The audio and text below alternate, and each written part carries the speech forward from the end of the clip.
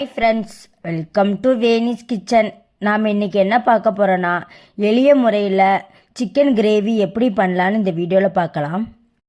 இது சாதம், சப்பாத்தி, பூரி, தோசை, இட்லி, பரோட்டாக்கெல்லாம் பெஸ்ட்டு காம்பினேஷனாக இருக்கும். இதை எப்படி பண்ணலான்னு இந்த வீடியோவில் நம்ம பார்க்கலாம். கிரேவி பண்ணுறதுக்கு தேவையான ஒரு பாத்திரத்தை அடுப்பில் வச்சுட்டு ஒரு 5 ஸ்பூன் அளவுக்கு எண்ணெய் சேர்த்துக்கிறேன். எண்ணெய் கொஞ்சம் சூடானதும் 1 ஸ்பூன் அளவுக்கு பெருஞ்சீரகம் சேர்த்துக்கிறேன். பெருஞ்சீரகம் கொஞ்சம் பொரிஞ்சதுக்கு அப்புறமா 2 பெரிய வெங்காயத்தை தோல் உரித்து நீளவாக்கில் கட் பண்ணி வச்சுருக்கேன். அதை நம்ம இப்போ சேர்த்துக்கலாம். அப்புறமா கொஞ்சம் கருவேப்பிலையை வாஷ் பண்ணி வச்சுருக்கேன், அதையும் நம்ம இப்போ சேர்த்துக்கலாம். அப்புறமா கொஞ்சம் உப்பு சேர்த்து நல்லா மிக்ஸ் பண்ணிக்கிறேன். வெங்காயம் கண்ணாடி பதம் வர வரைக்கும் நல்லா வதக்கிக்கோங்க. வெங்காயம் நல்லா வதங்கினா தான் கிரேவி நல்லா டேஸ்ட்டாக இருக்கும். அப்புறமா கொஞ்சம் இஞ்சி பூண்டை கல்லில் தட்டி வச்சுருக்கேன், அதையும் சேர்த்து நல்லா மிக்ஸ் பண்ணிக்கோங்க. இஞ்சி பூண்டோட பச்சை வாசனை போகிறதுக்காக ஒரு நிமிஷம் நல்லா வதக்கிக்கோங்க. அப்புறமா ஒரு தக்காளி பழத்தை வாஷ் பண்ணி சின்ன சின்னதாக கட் பண்ணி வச்சுருக்கேன், அதையும் சேர்த்து நல்லா மிக்ஸ் பண்ணிக்கலாம். வெங்காயம் தக்காளி நல்லா வதங்கினதுக்கு அப்புறமா ஒரு 1/2 ஸ்பூன் அளவுக்கு மஞ்சள் தூள், 1 ஸ்பூன் அளவுக்கு மிளகாய்த்தூள், அப்புறமா 1 ஸ்பூன் அளவுக்கு மல்லித்தூள் சேர்த்து நல்லா மிக்ஸ் பண்ணிக்கிறேன். அப்புறமா 1/2 கிலோ சிக்கனை உப்பு மஞ்சத்தூள் போட்டு நல்லா வாஷ் பண்ணி வச்சுருக்கேன், அதையும் சேர்த்து நல்லா மசாலாவில் படுற மாதிரி நல்லா மிக்ஸ் பண்ணிக்கோங்க. மசாலாவில் படுற மாதிரி நல்லா மிக்ஸ் பண்ணதுக்கு அப்புறமா 1 கிளாஸ் அளவுக்கு தண்ணி சேர்த்து நல்லா மிக்ஸ் பண்ணிக்கிறேன்.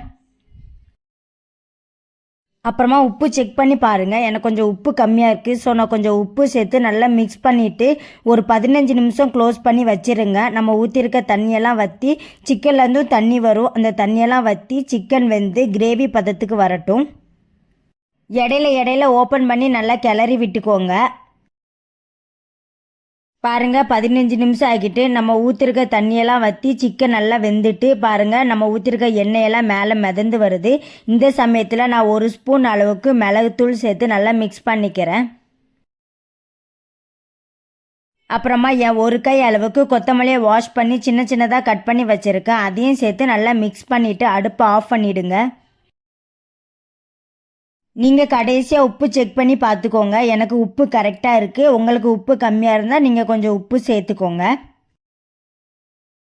அவ்வளோதாங்க, ஈஸியான ருசியான சிக்கன் கிரேவி ரெடி ஆகிட்டு. இது இட்லி, தோசை, பூரி, சப்பாத்தி, பரோட்டா எல்லாத்துக்குமே வச்சு சாப்பிட்லாம். பெஸ்ட்டு காம்பினேஷனாக இருக்கும். இதே மாதிரி நீங்களும் உங்கள் வீட்டில் ட்ரை பண்ணி பாருங்கள்.